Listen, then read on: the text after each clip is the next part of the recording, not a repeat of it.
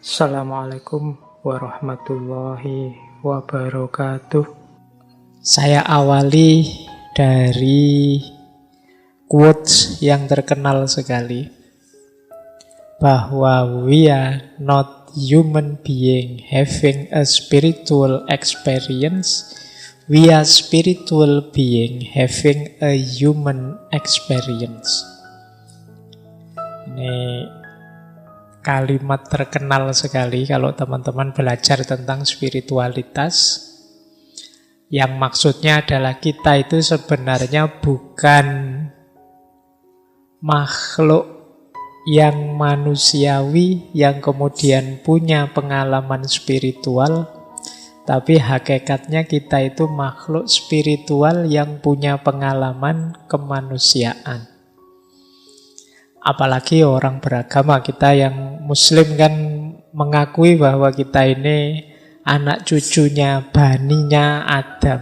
Yang Adam itu dulu hidupnya di surga. Hakikatnya dia makhluk yang sangat disayang oleh Allah. Hakikatnya kita itu spiritual, cuma mendapat casing manusia. Nah, ini quotes ini menarik. Mungkin ada yang setuju, ada yang tidak. Tapi nanti ada uraiannya untuk membuktikan mengapa sih kok kita itu sebenarnya hakikatnya makhluk spiritual. Jadi yang kelihatan ini dari luar ini hanya casingnya.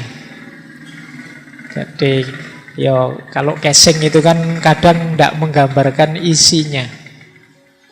Kayak hari ini teman-teman misalnya HP-nya merek apa Xiaomi, tapi nanti casingnya iPhone. Nah, kan banyak, saya kemarin lihat ada casing yang unik gitu ya. Jadi dari luar itu kelihatan kayak iPhone. Kalau nelpon diperlihatkan ini iPhone. Tapi begitu dibuka casingnya, oh ternyata bukan iPhone, ternyata Xiaomi. Nah, yang penting kan berarti intinya itu yang operatif, yang bermain itu kan yang dalamnya, bukan casingnya.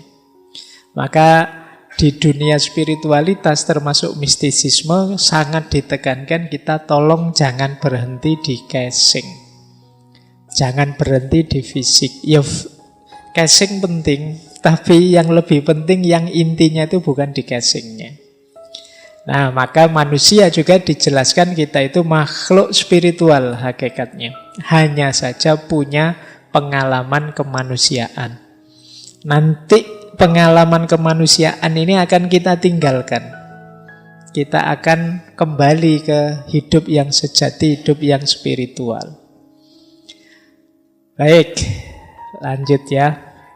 Ini loh buktinya bahwa kita itu makhluk spiritual. Kita itu adalah satu-satunya makhluk yang diberi fitrah makna. Jadi kita itu makhluk yang selalu bertanya tentang siapa kita. Mengapa aku ada? Misalnya ada lagi yang tanya, kenapa aku menderita? Apa makna hidupku? Apa nanti yang terjadi setelah aku mati? Ini khas manusia. Makhluk yang lain tidak pernah menggelisahi ini. Jadi tidak ada kok selain manusia bertanya, mengapa kok aku menderita? Kenapa aku kok jadi sapi dulu? Akhirnya kemarin Idul Adha disembelih orang banyak misalnya. Dia tidak pernah tanya kok hidupku ngenes tenan ya, menderita sekali. Tidak pernah tanya tentang itu. Yang bertanya tentang itu, membahas itu hanya manusia.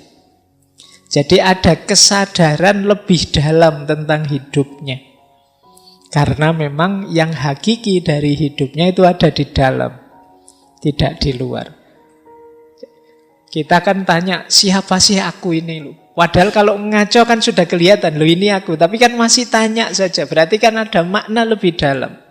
Kita belum puas hanya melihat identitas eksternal kita.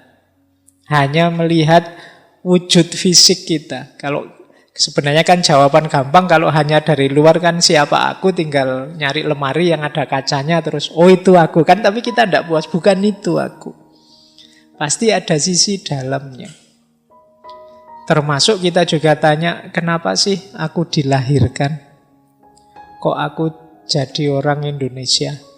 Itu pun jadi anak desa. kok ndak anaknya konglomerat apa anaknya kok jadi, kenapa kok aku, ini makna namanya.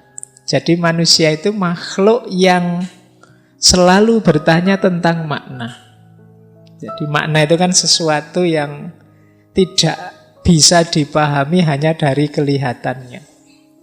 Jadi makna itu kan selalu ada di balik realita. Misalnya minuman ini, kenapa sih kok Pak Faiz diberi minuman 2, kalau teman-teman kok cuma 1 misalnya. Loh, ini kan tidak sekedar adanya 2 minuman ini, tapi di balik ini ada makna. Mungkin penghormatan, mungkin penghargaan, mungkin basa-basi, mungkin macam-macam. Iya kan macam-macam, kan kita tidak tahu maknanya apa gelas yang 2 itu.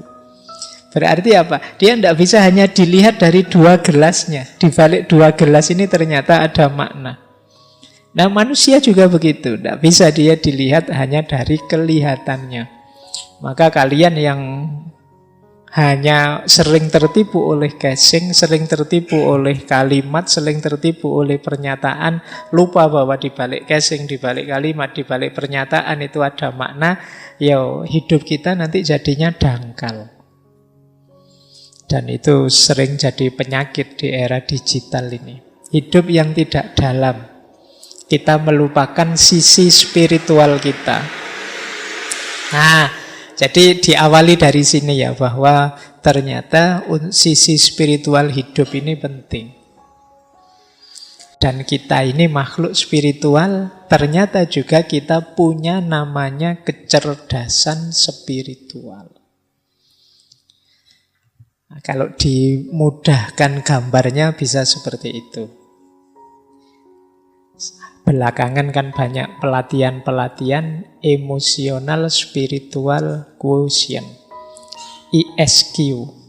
Sebenarnya banyak orang mengkritik yang I-nya, IQ, yang intelektual, tapi sebenarnya itu juga penting. Tiga-tiganya penting. Intelektual ya penting, emosional ya penting, spiritual ya penting. Tapi jangan berhenti di intelek saja, seperti kajian kita minggu lalu. Kalau berhenti di intelek saja ya kita sering rusak hidup kita karena tidak mampu menata emosi. Malam hari ini akan kita sadari betapa juga intelektual dan emosi saja juga belum cukup. Kita masih perlu kedalaman spiritual melalui kecerdasan spiritual. Kalau intelektual itu what I think, kalau emosional itu what I feel, kalau spiritual itu what I am. Jadi spiritual itu jauh lebih utuh. Nanti kita pelajari pelan-pelan kecerdasan spiritual ini. Kalau intelektual otak kiri, emosional otak kanan, yang spiritual ini yang melandasi semuanya. Meskipun kalau teman-teman nanti baca buku Spiritual Quotient, itu nanti ada bagian tertentu yang menjelaskan adanya nama God spot. Jadi God spot bagian kecil dari otak yang ini bisa menampung, meraih wawasan-wawasan spiritual. Tapi kita skip ya yang bagian itu, karena saya khawatirnya kalian tambah ngantuk malam hari ini kalau menjelaskan neuroscience. Kita yang lebih fungsional operatif saja, yang lebih mudah dipahami. Nah, biasanya orang menjelaskan pentingnya 3 itu pakai tabel itu. Jadi orang itu ada kalanya pinter, IQ-nya tinggi. Tapi kalau tanpa kecerdasan emosi dan juga kecerdasan spiritual, dia akan menjelma jadi orang yang kaku, keras, tidak manusiawi. Nah, sehingga banyak orang yang ilmunya justru melahirkan bencana, melahirkan kerusakan-kerusakan di muka bumi. Kan banyak tokoh-tokoh yang dikenal sebagai penghancur, destruktif, Itu kan tokoh-tokoh pinter semua mereka itu. Kenapa kok bisa?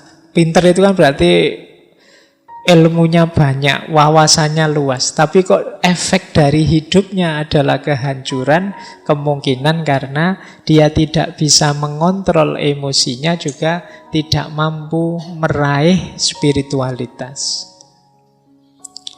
Nah, nanti ada juga orang yang IQ-nya tinggi, emosinya juga terkendali. Tapi ketika SQ-nya kurang, ya dia bisa jadi orang egois. Egois itu ya nyari nyamannya sendiri, nyari enaknya sendiri. Bisa juga dia jadi orang apatis, orang yang cuek, tidak peduli dengan yang lain, yang penting aku enak, aku nyaman. Bisa jadi orang agnostik, peduli amat. Tidak mungkin aku bisa membahagiakan semua orang, ya aku nyari enak sendiri. Para diktator, para koruptor. Diktator itu kan, dia koruptor itu kan juga pinter sekali. Dia ngambil uangnya pinter sekali, ngambil enaknya. Tapi dia spiritualitasnya rendah. Bukan agama ya, spiritualitas tidak sama dan sebangun dengan agama. Ada orang yang